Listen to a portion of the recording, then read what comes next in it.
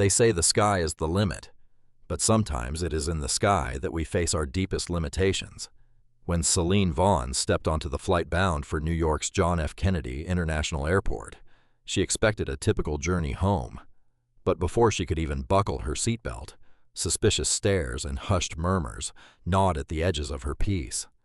By the time the flight attendants approached her, telling her she did not belong in the first-class seat she had paid for in full, the stage was set for a confrontation that would rattle the entire aircraft and reveal a shocking twist no one saw coming. Celine Vaughn woke that morning with a strange blend of optimism and apprehension swirling in her stomach. The city lights of Los Angeles glistened beneath a sprawling pink sunrise as she prepared for her cross-country flight to New York. Though the early hour made her eyes heavy, her heart felt awake and alive. She had made a habit of traveling back and forth across the country for business, and routine familiarity usually soothed her. But that day, an undercurrent of tension nipped at the back of her mind. Dressed in a tailored soft gray pantsuit that flattered her tall, lean frame, Celine arrived at Los Angeles International Airport with her roller bag trailing behind her. Her smartphone vibrated with a new text, confirming the flight was on time. She breathed a sigh of relief. Delays were common, and she could not afford one now. There was an important meeting awaiting her in Manhattan. Yet as she approached the first-class priority boarding line, Celine noticed a few sideways glances. Sometimes, being a young black woman in a sleek designer suit raised eyebrows, perhaps because her poise and confidence did not fit certain stereotypes. She ignored the stares the same way she always did, with practiced indifference and a polite, courteous smile. Celine handed her ticket to the gate attendant, a woman named Elise, with a warm smile that belied the exhaustion of a busy morning shift. "Thank you, Ms. Vaughn. Please enjoy your flight," Elise said, scanning the digital pass quickly. Celine thanked her, boarded, and felt that fleeting worry melt away. She was used to traveling alone. She was used to people's prejudices. She was used to ignoring them. But this flight was about to test the bounds of her patience and her resolve. The first-class cabin exuded that familiar aura of early morning calm, plush, wide seats, a hushed ambiance, and the faintest hint of fresh coffee lingering in the air. Celine found her seat easily, a window seat that offered both privacy and the perfect angle to watch the sunrise. Once she stowed her carry-on and laptop bag, she sat down, grateful for the comfort. A flight attendant named Lila, a middle-aged woman with salt and pepper hair pulled into a tight bun, passed by with a tray of orange juice and champagne for pre-departure drinks. Celine politely asked for a glass of fresh orange juice, feeling too weary for alcohol that early in the day. Everything appeared normal, and Celine allowed herself to relax. She opened her laptop, checking emails for the final details of her upcoming meeting. She was reviewing a contract for a new philanthropic initiative her family's foundation was launching. Although most people knew her as Celine Vaughn, business consultant, few realized she was also a significant shareholder in multiple ventures, among them a large stake in the airline itself. Lila returned with the orange juice, and Celine thanked her. "I hope you have a comfortable flight," the flight attendant said, though her tone was slightly brisk. Celine chalked it up to morning rush stress. She turned back to her laptop, immersing herself in her notes. The cabin filled up steadily. Other first-class passengers took their seats, engaging in polite small talk. Celine took a moment to look around. She noticed a few fleeting, narrowed eyes cast in her direction. Perhaps it was her imagination. She tried to shrug off the creeping discomfort and focus on her work. That was when another flight attendant, tall, white, with a stern expression, approached, clearing his throat. "Excuse me, miss," he said. "Can I see your boarding pass?" Celine frowned slightly but obliged, pulling out her phone to show him the digital pass. "Is there a problem?" she asked, trying to maintain her composure. He glanced at the screen, and for a moment his face remained neutral. Then he raised an eyebrow, gave a curt nod, and turned away without a word of explanation. Celine felt her heart quicken. Something was off, but she could not pinpoint exactly what. She told herself to wait and see. The cabin door closed, and the captain made a brief welcome announcement. informing passengers of the flight time to New York. Celine settled back into her seat, sipping her orange juice. As the engines revved and the plane pushed back from the gate, she thought the uneasy feeling might dissipate once the flight got underway. But right before takeoff, just as the cabin crew secured the overhead compartments and took their seats, the same stern flight attendant reappeared. He leaned down, lowered his voice in a conspiratorial whisper, and said, "Ma'am, you may have to move to coach. There's been an issue with your ticket." Celine's throat tightened. "An issue? My ticket is fine. I booked directly through the airline app," she replied, offering the best calm voice she could muster. The flight attendant pursed his lips. "We received a notice from gate control that there might be a duplication or an upgrade error," he stated. His gaze flicked over to some passengers nearby who were now openly watching the exchange. Lila, the other flight attendant, emerged. She placed a hand lightly on the man's shoulder as if to guide him away, but he waved her off gently, as if determined to handle this himself. Celine felt that old, familiar burn of suspicion at the back of her mind. She had the right ticket, had followed all the correct procedures, yet she was being singled out. "Can you clarify what kind of issue exactly?" she asked, voice still measured. The flight attendant gave her a tight-lipped smile that did not reach his eyes. "I'd rather discuss this in the galley," he said, motioning toward the front. "We need to do it before takeoff." Celine looked at him for a beat, then unbuckled her seatbelt. She was hyper-aware of the eyes on her, some curious, some seemingly hostile. As she passed, she caught snatches of murmured conversation. "She doesn't look like she's supposed to be here. Maybe she snuck up from coach." The words, though whispered, blared in her ears like sirens. The galley was cramped with several attendants, hurriedly preparing for takeoff. The stern flight attendant, whose name tag read Reed, gestured for her to stand by the wall. Lila hovered nearby, her eyes darting between Celine and Reed. "Ma'am," Reed began, "we have reason to believe your seat assignment was part of a technical glitch.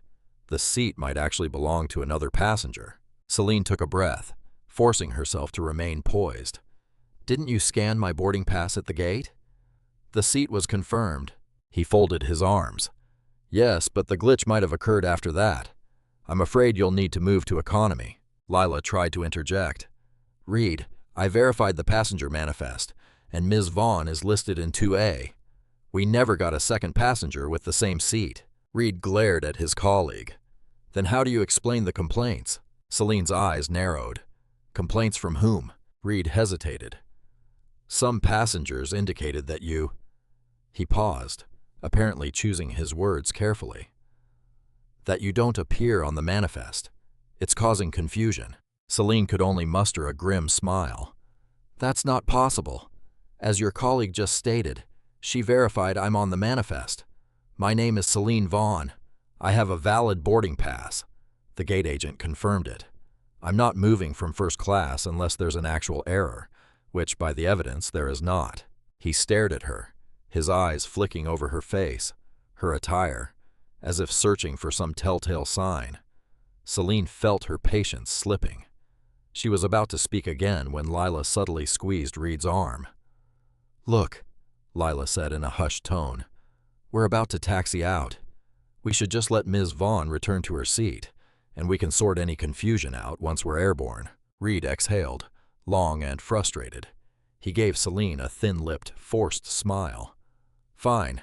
Return to your seat, Ms. Vaughn. I'll make a note of your refusal to cooperate." The coldness of his tone made Celine's chest tighten. Still, she decided to pick her battles carefully. She nodded and moved back into the first-class cabin. Behind her, she heard Reed mutter something under his breath, though she could not catch the words. The flight finally took off, its engines roaring like some great metal beast as it soared into the early morning sky. Celine tried to bury her frustration in the soft hum of the cabin lights and the gentle whir of the plane's ventilation system. She glanced out the window, the city shrinking below them as they climbed higher. Just as she began to breathe more easily, a new tension brewed in the seats around her. The man across the aisle, who had earlier cast suspicious glances her way, coughed loudly, then muttered something to his seatmate. Celine caught the words, "shouldn't be here," and "fraud." She felt her cheeks flush with anger. Meanwhile, a young couple in the row behind her whispered conspiratorially, shooting her quick, furtive looks. Celine tried to ignore it, focusing on the flight safety card in the seat pocket of all things to keep her calm. But the hush of first class was now punctured by a low buzz of tension. Everyone seemed to know something was going on. About half an hour into the flight, as the cabin lights dimmed and the flight attendants began the meal service, Reed returned. This time he walked directly to Celine's seat, carrying a small handheld device. He cleared his throat but did not offer a smile. "Ms. Vaughn," he said formally, "I need to scan your boarding pass again. We've been reviewing seat assignments." Celine huffed, trying to maintain composure. "As I said before, I have my boarding pass on my phone." She pulled it up, feeling a swirl of dread in her stomach. This was harassment, plain and simple. Reed took the phone, scanned it. The device beeped, then displayed a green check mark. He stared at it for a moment, as though expecting an error message that never came. He flicked his eyes to Celine, handed her phone back with a curt nod, and walked away without apology or explanation. Celine closed her eyes, inhaling deeply. Her frustration was mounting, but she held on to her composure. She had learned long ago that every act of discrimination could be weaponized against the victim if they let their emotions run free. She was determined not to give them that satisfaction. Just as dinner trays were being distributed, the plane experienced a mild bout of turbulence. Glassware clinked, and a couple of overhead bins rattled ominously. Most of the first-class passengers and cabin crew brushed it off as routine, but Celine, who had flown frequently, recognized the shift in tension. People were on edge. The plane's rocking only amplified the discomfort swirling through the cabin. The turbulence settled. Lila soon reached Celine's seat with a warm meal. "Ms. Vaughn, chicken or vegetarian pasta?" she asked softly. "Chicken, please," Celine responded, grateful for some normalcy. Lila leaned in as she handed Celine the tray. "I'm sorry about all this," she whispered, her voice tinged with genuine concern. "I don't know why he keeps insisting there's a problem. Your seat is definitely valid." Celine swallowed. "Thanks. I appreciate you saying that. I'm sure it's some misunderstanding." Lila's eyes flicked around as though aware that the conversation could be overheard. "I'll do what I can," she added before moving on to the next seat. Throughout the meal, Celine tried to enjoy the food but found it difficult to stomach. The constant underlying sense of being watched and judged made her every bite taste bitter. She picked at her chicken, her eyes flicking out the window at the endless clouds. She was replaying in her mind the humiliations she had faced in her life, small and large. This scenario was not new, but it was one of the most blatant she had experienced in a while. Sometime later, an older man in a navy blue business suit got up from his seat and stretched. He then walked over to Celine's seat, balancing carefully as the plane made a slight turn. Celine braced herself for another confrontation. Instead, he offered a gentle smile and a hand. "Hello, I'm Sterling Ashcroft," he said quietly. "I couldn't help noticing the trouble you've been having." Celine paused, assessing. Sterling looked to be in his late 50s with a kind face and a refined demeanor. She shook his hand. "Celine Vaughn," she replied softly. He leaned against the side of the seat opposite hers. "I'm sorry about the tension. Some of these passengers, well, they seem to think you're here illegitimately." Celine bit her lip. "I can tell," she said dryly. Sterling sighed. "It's not right. I tried to talk to that flight attendant, Reed, but he brushed me off, said it was none of my concern. I'm not sure how else I can help, but I wanted you to know not everyone here is suspicious of you." Celine felt a wave of gratitude. "Thank you. Your support means a lot." He patted the seat rest gently. "If it escalates, let me know. I'll back you up. I may not have an official position of power, but I do have some connections at the airline." His eyes twinkled, hinting at some behind-the-scenes clout. Celine smiled. "I appreciate that, truly." As Sterling returned to his seat, Celine felt a glimmer of hope. Not everyone was against her. Maybe she was not as alone in this cabin as she felt. The flight wore on, and night gradually fell outside the windows. Time seemed suspended in the confines of the aircraft, where emotions had simmered to a near boil. Reed was making rounds collecting trays and offering coffee, but each time he passed her, his posture stiffened. She noticed him exchanging pointed looks with a few passengers, as if continuing a silent conversation. At one point, 2 of the economy flight attendants, friends of Lila, came forward to help with the unexpected passenger load. Celine overheard bits of conversation laced with her name. "Yes, Ms. Vaughn in 2A. They keep scanning her pass. So bizarre." She tried to block it out by immersing herself in a movie on the in-flight system, but her mind was too restless. Just when she thought matters might settle, the seatbelt sign pinged on and the pilot's voice crackled through the speakers. "Ladies and gentlemen, we're expecting moderate turbulence ahead. For your safety, please return to your seats and fasten your seatbelts." People stirred, annoyance washing over them as the prospect of another bumpy patch loomed. But for Celine, turbulence was the least of her worries. Sometime into the turbulence, Reed and another flight attendant, a younger woman named Paige, came to Celine's seat. Reed's jaw was set, his eyes cold. Paige clutched a tablet, looking nervous. "Ms. Vaughn," Reed began in a tone that suggested he had been preparing this speech, "we have reason to believe you're flying under false pretenses." Celine's heart pounded in her ears. She tried to keep her voice steady. "What exactly are you implying?" Paige lowered her gaze as Reed continued. "Some of the other passengers have complained that you're not the rightful occupant of this seat, that you might be using a stolen or fraudulent boarding pass." A ripple of gasps broke out in the surrounding seats.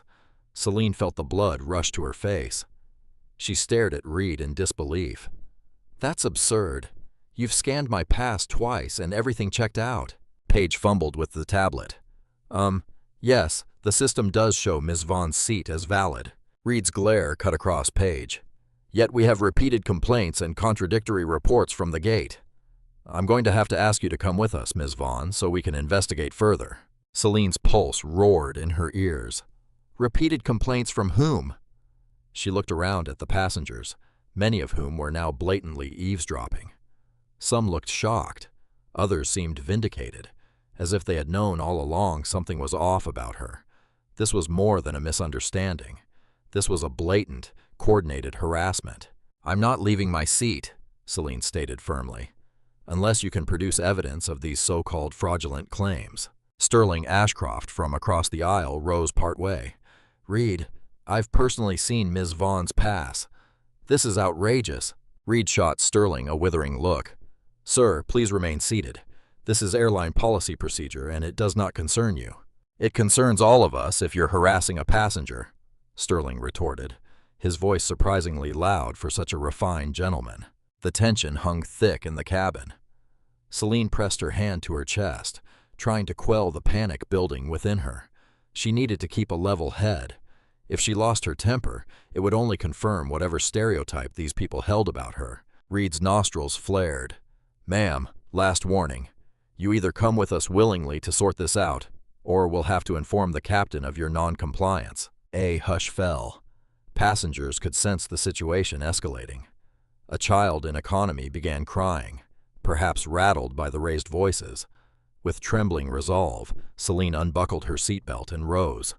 Before she left, she locked eyes with Sterling, who gave her a supportive nod. Then she followed Reed and Paige into the galley once more, her heart hammering a beat of indignation and dread. The galley lights flickered dimly, reflecting on shiny metal cabinets. The hum of the aircraft felt magnified in the cramped space. Reed turned to face her, folding his arms. Paige hovered at his side, looking uncomfortable. "Are you going to explain what's happening?" Celine asked, keeping her voice steady. Reed tapped at the tablet, brows furrowed. "There are multiple passenger statements that you've bragged about being in first class illegally, that you claim to have manipulated the app to get a free upgrade." Celine's eyes widened in shock. "That is an absolute lie. I never said any such thing. I booked and paid for this seat." Paige spoke up, voice trembling. "Reed, the system logs show Ms. Vaughn paid for her seat." He silenced her with a glare. Passengers have alleged that Ms. Vaughn threatened them if they questioned her presence in first class. Celine's mind reeled. Threatened them? I haven't spoken to anyone except you, Lila, and Sterling Ashcroft. Reed shrugged, an air of mock regret in his posture. We have to take these complaints seriously. It's standard procedure to separate the passenger in question from the cabin until we can be certain everything is in order. Celine breathed in, steadying her voice. I see. So it doesn't matter that the actual records show I have a legitimate ticket. You're just going on hearsay from bigots. Paige's eyes darted nervously as she recognized the tension in the conversation. Reed, maybe we should speak to the captain. Review the official record. There's no evidence. Reed held up a hand. I'm acting in the best interests of flight security and the comfort of our passengers. Ms. Vaughn, you can either stay in the galley until we land or take a seat in economy to avoid further conflict. In the back of her mind, Celine remembered the advice of her father. Never let them see you sweat. She steeled her spine, her voice calm. I will do neither. I intend to return to my seat in first class. If you have an actual security concern, call the captain. Let him address it properly. Reed opened his mouth to retort, but before he could speak, a new voice rang out. I believe that's an excellent idea.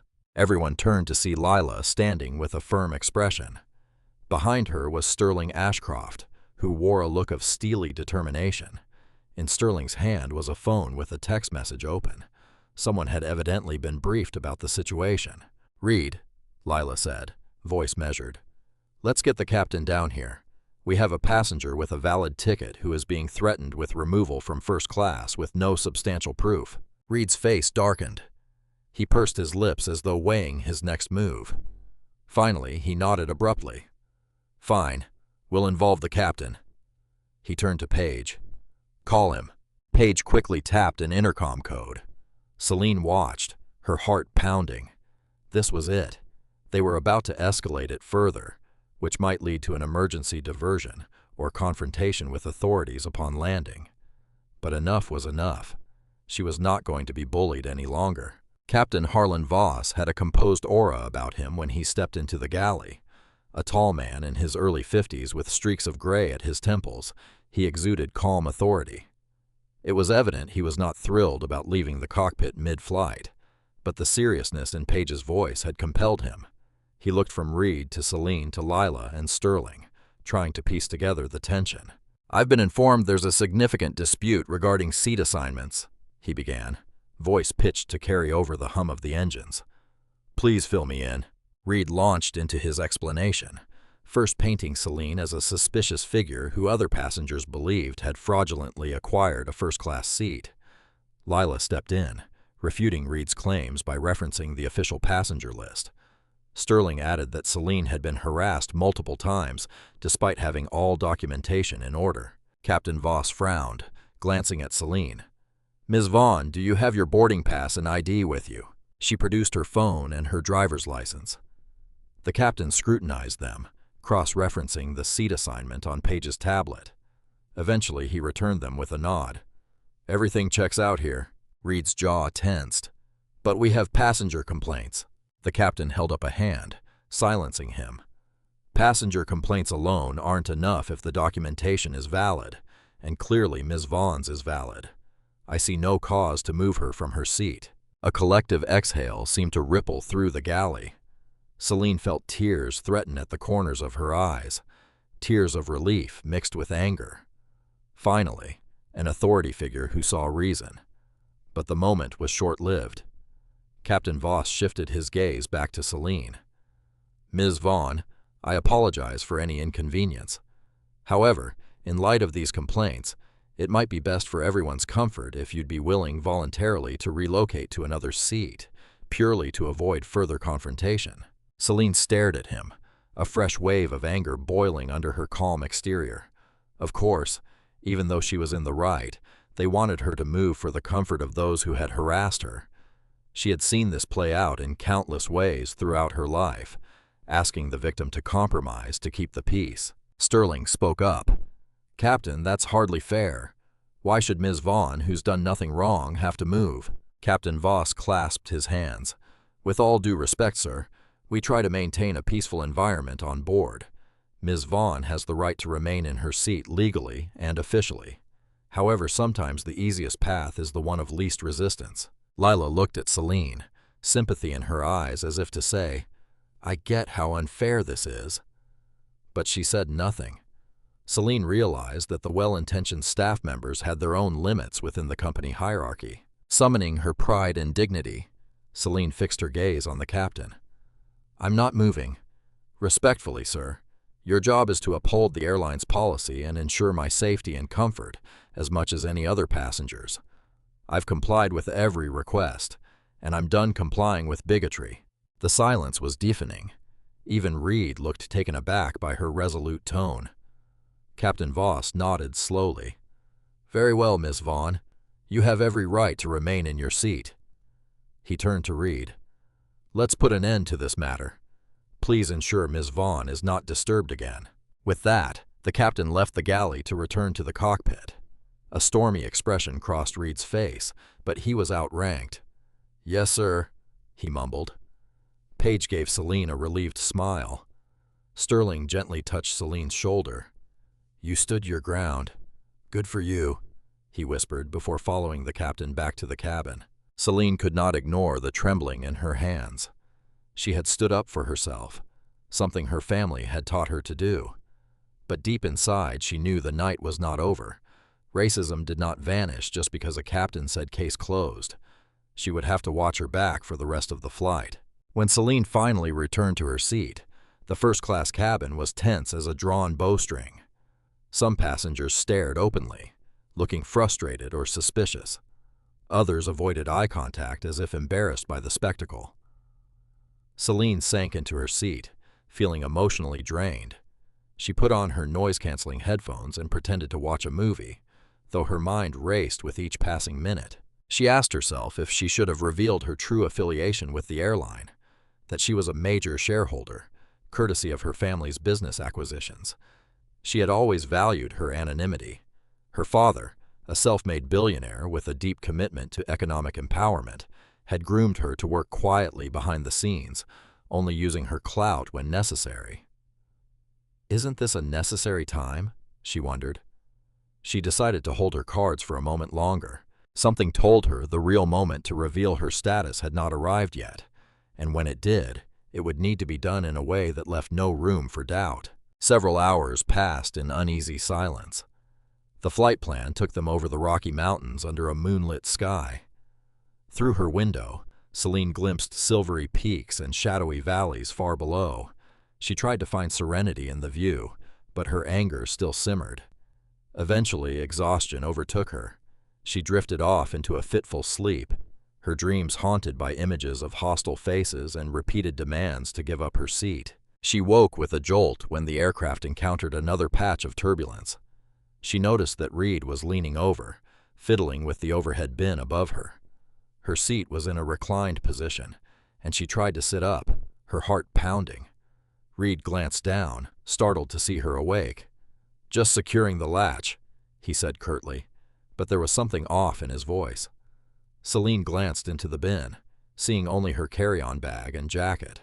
She found herself irrationally worried that he might tamper with her things, a paranoid thought, but not entirely unthinkable, given the hostility he had shown.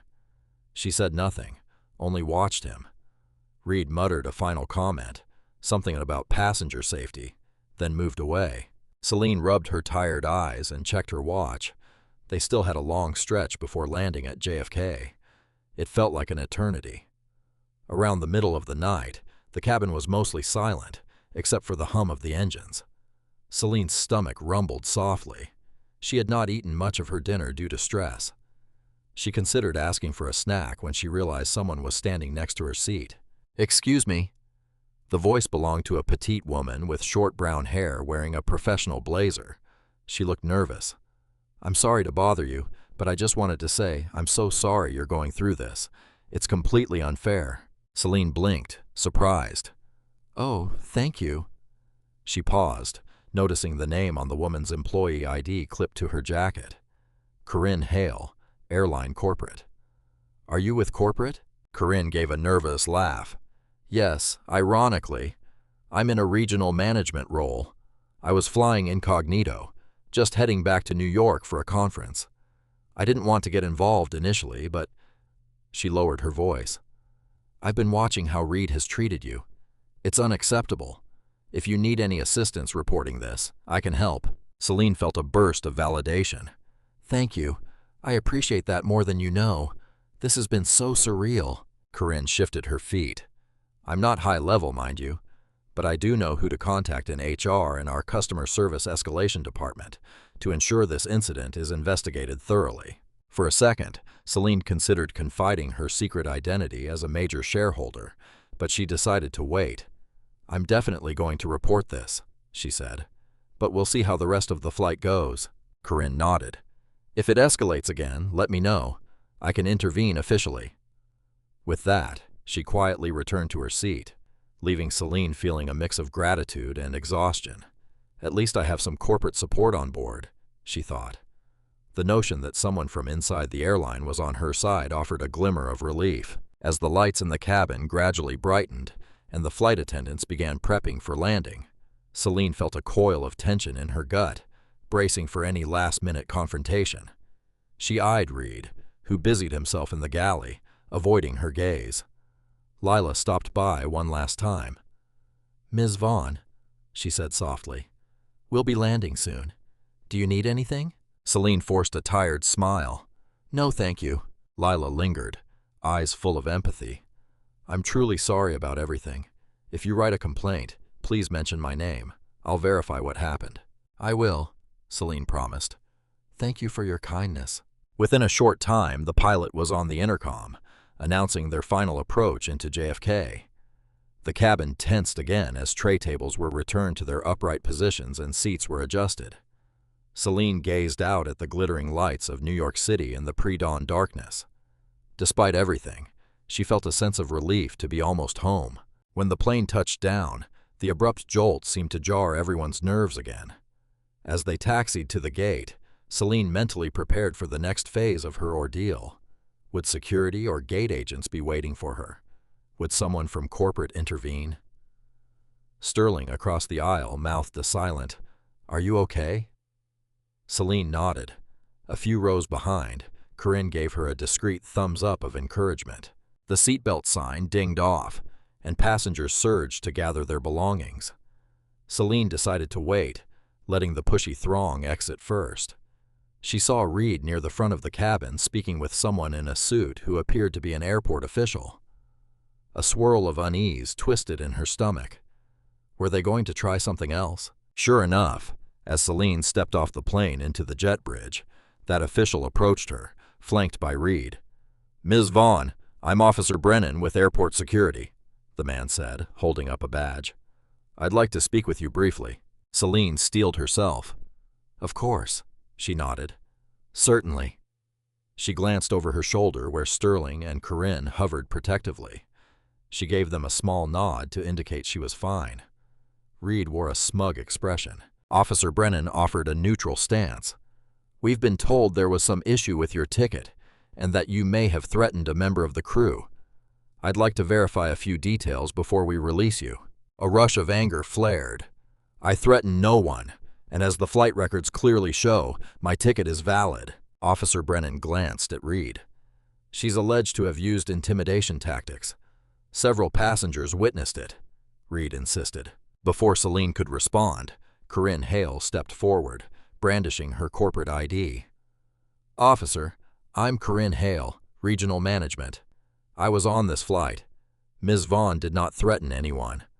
I can personally attest that her seat assignment was accurate, and that she was subject to repeated, unjustified harassment. The officer raised an eyebrow at Reed. Is that right? Reed's smugness faltered. There are multiple complaints. Corinne did not let him finish. If you check official documents and speak to the flight attendant, Lila, or the passenger, Sterling Ashcroft, you'll find that Ms. Vaughn was the victim here. I'm prepared to escalate this matter within the airline if needed. A flicker of doubt crossed Officer Brennan's face. He turned to Celine. Do you want to proceed with any complaint against the airline or its staff? Celine took a breath, remembering her father's words. Sometimes the best move is the one that leaves no doubt as to your standing. She reached into her purse and pulled out a sleek black folder. Inside was a gold-embossed card, subtle yet unmistakable in its significance, her airline ownership card. She held it out so only Officer Brennan could see. "I'm more than a passenger," she said quietly. "I'm a shareholder in this airline, a major shareholder, and I'll be pursuing this matter at the highest level." The effect was immediate. Officer Brennan's eyes widened slightly. He discreetly closed the folder and nodded. "I see," he murmured. "In that case, Ms. Vaughn, you're free to go.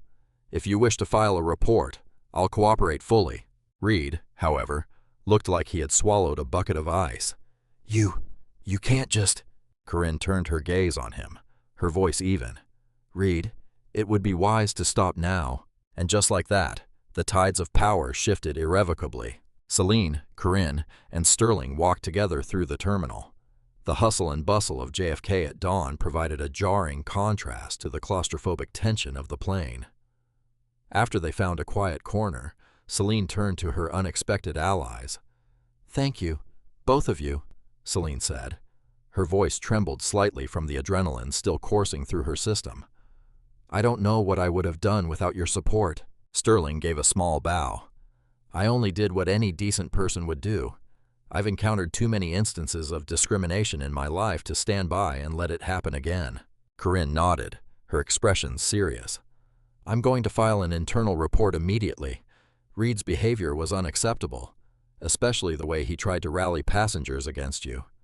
She paused.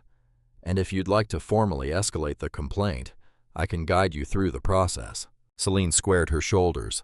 "Yes, I intend to escalate it. No passenger should have to endure what I went through, and if it can happen to me, someone with insider connections to the airline, imagine how often it happens to people without that leverage." Corinne's eyes glistened. "I couldn't agree more." They exchanged contact information. Celine promised to keep them updated on her next steps, determined that justice would be served. Then Sterling and Corinne said their goodbyes, leaving Celine with a swirl of gratitude and lingering anger. Celine's first stop in New York was her father's Manhattan penthouse. Her father, James Vaughn, was a quiet visionary, a man who had built a fortune through technology investments and philanthropic initiatives, focusing on educational and economic empowerment for marginalized communities. He sat at a sleek glass table, sipping coffee as the morning sunlight poured in through floor-to-ceiling windows. As soon as Celine relayed her ordeal, James's expression darkened. "This is unacceptable," he said, his normally even voice trembling with controlled fury. "I invested in this airline believing it was moving forward in its inclusion and diversity initiatives." Celine placed a comforting hand on his arm. "I know it's not about the entire airline, Dad. There are good people there. Lila, Corinne, even the captain wasn't malicious, just misguided." James exhaled, running a hand over his short-cropped salt and pepper hair. "Still, we can't let this slide. If employees on the front line can get away with this, it tarnishes the entire corporate mission. It sends the message that racism is tolerated." Celine nodded. "I've already made contact with Corinne Hale from corporate. She's going to help me file an internal complaint and possibly speak with the board. But I think we need to do more." James studied his daughter, pride and concern mingling in his gaze. "What do you have in mind?" A small, determined smile tugged at Celine's lips. "I want to ensure real change. That might involve press coverage, reevaluation of training programs, a genuine reckoning. I'm not doing this for personal vengeance. I'm doing it for every black or marginalized person who's been humiliated and discriminated against while traveling." Her father nodded. "That's the right approach. I'll support you however I can." They talked strategy, considering how best to leverage Celine's shareholder status without causing undue harm to the many dedicated employees who had nothing to do with the incident. They agreed that shining a light on the problem was the first step to eradicating it. Days later, Celine found herself in a sleek conference room high above Midtown Manhattan. The panoramic windows offered a sweeping view of the city, but the atmosphere inside the room was tense. Seated around a polished wooden table were several airline executives, including Corinne Hale, along with a representative from Human Resources and the Diversity and Inclusion team. Celine recounted her experience in detail, from the moment Reed questioned her boarding pass to the final confrontation at JFK. She spoke calmly but firmly, laying out every instance of harassment and intimidation.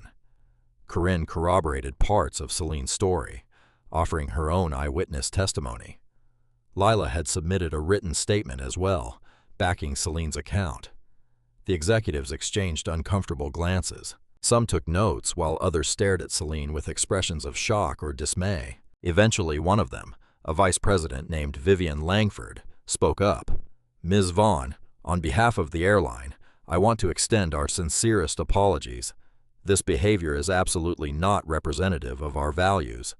We will initiate a full investigation into Reed's conduct, and if necessary, disciplinary action will be taken." Celine nodded. "I appreciate that, Ms. Langford, but an investigation targeting one individual isn't enough. There were multiple passengers who felt emboldened to act on their biases. This suggests a broader cultural issue, perhaps a lack of proper training on handling discriminatory complaints. We need a systemic fix." Vivian pursed her lips. "We've already increased our training modules for flight attendants. However, hearing your story makes me realize we may need to revisit and intensify those efforts." Celine looked each executive in the eye, her voice unwavering. "I'm here not just because of what happened to me, but for everyone who can't advocate for themselves. I want this airline to stand as one that truly upholds its claim of fairness and equality." Vivian's face softened. "We have resources to do more, Ms. Vaughn, and with your input as a shareholder, perhaps we can shape a new program." A flicker of hope ignited in Celine. This is how change begins, she thought, one conversation at a time, backed by unwavering resolve. Word of Celine's ordeal could not remain behind corporate doors forever.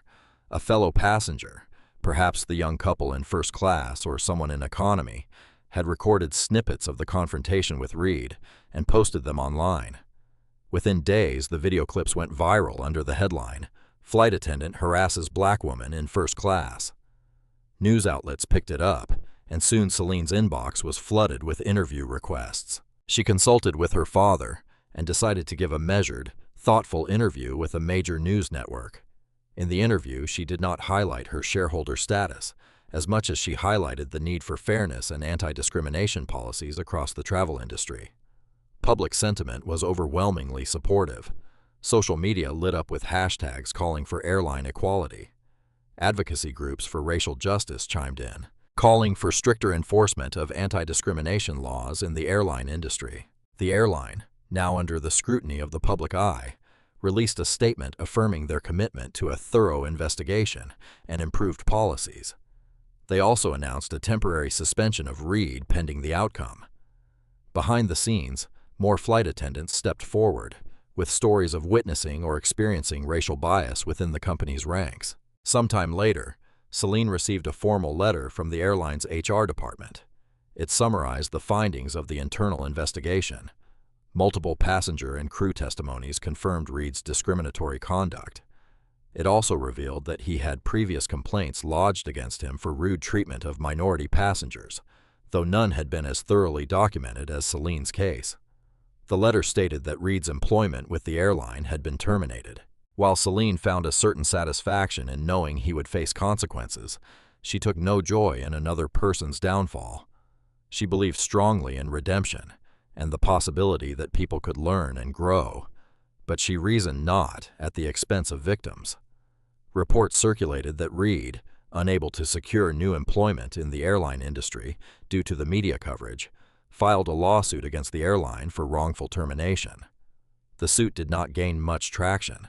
The widespread evidence, including passenger videos and official statements, painted a clear picture of misconduct.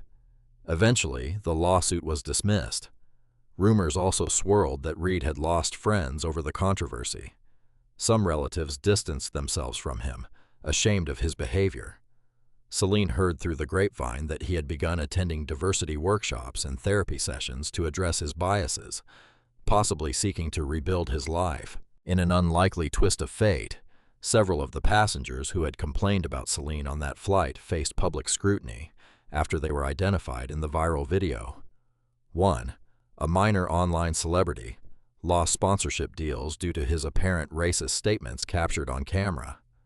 Another, a business executive, faced internal investigations at his company, which prided itself on inclusivity. Celine tried not to revel in these outcomes. Karma has its ways, she thought, but a part of her was relieved to see tangible repercussions for those who had participated in the harassment or refused to stand up against it. In the months that followed, the airline, propelled by the blowback from Celine's case, implemented a series of workshops and training modules for all staff, ground, cabin crew, and management alike on racial bias, conflict resolution, and bystander intervention. They also streamlined their complaint process to ensure swift, impartial investigations, aiming to restore public confidence. Celine was invited to sit on an advisory panel for the airline, contributing her insights as both a shareholder and a woman of color with extensive travel experience. She recognized that corporate culture does not change overnight, but she felt a renewed sense of purpose in helping guide these efforts. Meanwhile, Corinne Hale was promoted and assigned to lead a newly formed Diversity and Inclusion Task Force. With Celine's support, the task force developed policies that encouraged staff to intervene when they witnessed acts of discrimination, similar to how Corinne and Lila had done. Throughout this journey, Celine found herself reflecting on the paradox of anonymity versus advocacy. She had always cherished her private life, wanting to succeed based on merit rather than her family's fortune or her stake in the airline. But now she saw that sometimes one's position could be the lever to affect broader social change. She also reflected on the emotional toll of that flight. The memory of those suspicious stares and whispered accusations still stung. Yet in the face of adversity, she had discovered unexpected allies: Sterling Ashcroft, Corinne Hale, Lila, and even Captain Voss, people who, despite initial hesitation, had recognized wrongdoing and worked to correct it. Celine realized that progress is never a straight line. It is riddled with setbacks, but each stand against injustice paves the way for a better future. Months after that fateful flight, Celine found herself in the lounge at JFK, waiting to board another plane, this time heading back to Los Angeles for a corporate function. She clutched her first-class boarding pass, heart pounding with residual anxiety, but she reminded herself, things have changed. And indeed, as she boarded the flight, attendants greeted her with genuine warmth and respect. Celine settled into her seat, noting how the airline had added subtle but significant changes in training and culture. The atmosphere felt different, freer, more inclusive. She took a moment to reflect on the chain of events: the blatant discrimination, her quiet refusal to capitulate, the dramatic reveal of her shareholder card, and the resulting fallout that rippled beyond one flight. Despite the ugliness she had encountered, the final result was one of progress. Lives had changed, policies had been updated, and hopefully future passengers would be spared the humiliation she had endured. She leaned back, closed her eyes, and let the hum of the aircraft lull her into a peaceful confidence. In that moment, she knew she had not just won a seat for herself. She had helped open the door for countless others to claim their rightful seats in the sky. They say the sky is the limit, but sometimes it is in the sky that we face our deepest limitations. When Celine Vaughn stepped onto that flight bound for New York's John F. Kennedy International Airport, she expected a typical journey home. But before she could even buckle her seatbelt, suspicious stares and hushed murmurs gnawed at the edges of her peace. By the time the flight attendants approached her, telling her she did not belong in the first-class seat she had paid for in full, the stage was set for a confrontation that would rattle the entire aircraft and reveal a shocking twist no one saw coming. If this story shows us anything, it is that discrimination can appear in the most unexpected places, even high above the earth. Yet Celine Vaughn's unwavering resolve and quiet strength proved that injustice need not go unchallenged. By calmly asserting her rights and ultimately revealing her stake in the airline, she demonstrated that courage can dismantle prejudice and spur institutional change. We have witnessed how a single flight can become a battleground for justice, and how the aftermath can reverberate, sparking policy reforms that might protect future travelers from similar indignities. Celine's story stands as a testament to the power of speaking up, the importance of unity among strangers, and the hope that lies in small acts of resistance. Thank you for listening. If this story moved you, please consider liking, sharing, and subscribing to our channel. Your support helps ensure more stories of resilience and transformation reach those who need to hear them.